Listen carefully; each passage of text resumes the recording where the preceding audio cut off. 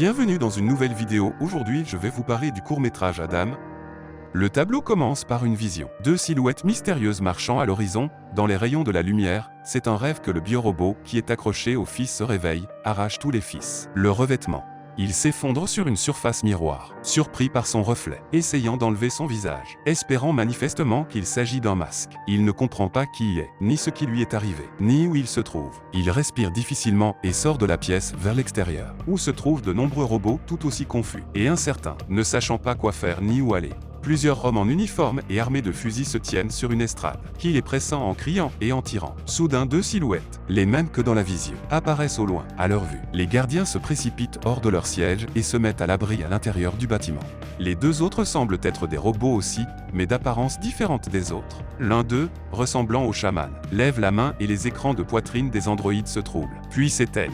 Ils regardent autour d'eux, surpris. Ils le regardent, ils les débloquent et les libèrent. Ils suivent ensuite le libérateur au loin. Leur chemin serpente à travers les ruines en feu, tout autour de l'obscurité et du feu. Moins des androïdes traînent derrière, émettant des étincelles et de l'électricité statique.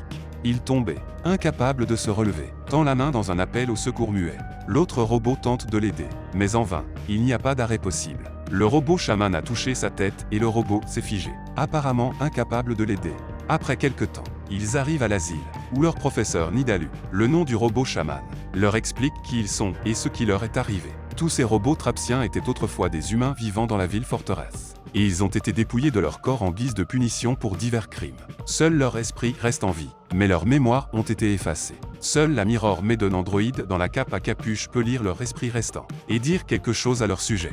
Par exemple, ce pourquoi une personne en particulier a été condamnée. Le robot dans le rêve au début de l'histoire s'est avéré être un criminel politique commettant des actes de terrorisme. Ce qui arrive aux robots, aux humains dépouillés de leur corps. Ils peuvent errer sans but pendant de longues périodes jusqu'à ce que leur batterie s'épuise, ou que leur esprit s'étouffe. Quoi qu'il en soit, Nidalu est contre une telle situation. Il choisit la vie, pour lui comme pour les autres. L'épisode suivant se déroule ailleurs, dans une certaine ville désertique délabrée dont la population est victime de ségrégation.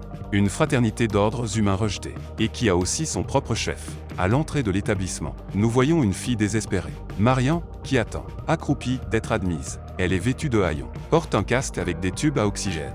Le chef, un homme en soutane, a l'air pieux, la salue gentiment et la conduit à l'intérieur, lui parlant de l'abandon de la technologie, et montrant les civils vacants à leurs occupations. La réplique de Marian mérite une mention spéciale. Ils ne portent pas de masque. Ils sont sauvés, sont d'actualité aujourd'hui.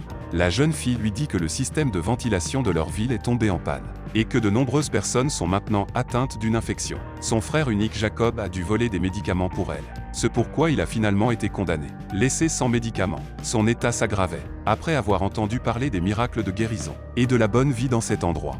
Elle le regarde avec espoir. L'homme ramasse la pierre, la conduit lentement vers le robot attaché, et pousse la fille à jurer. Mieux vaut tuer un homme asservi par une machine que de le laisser souffrir. Le robot lève la tête, et prononce son nom. Le robot captif est son frère Jacob.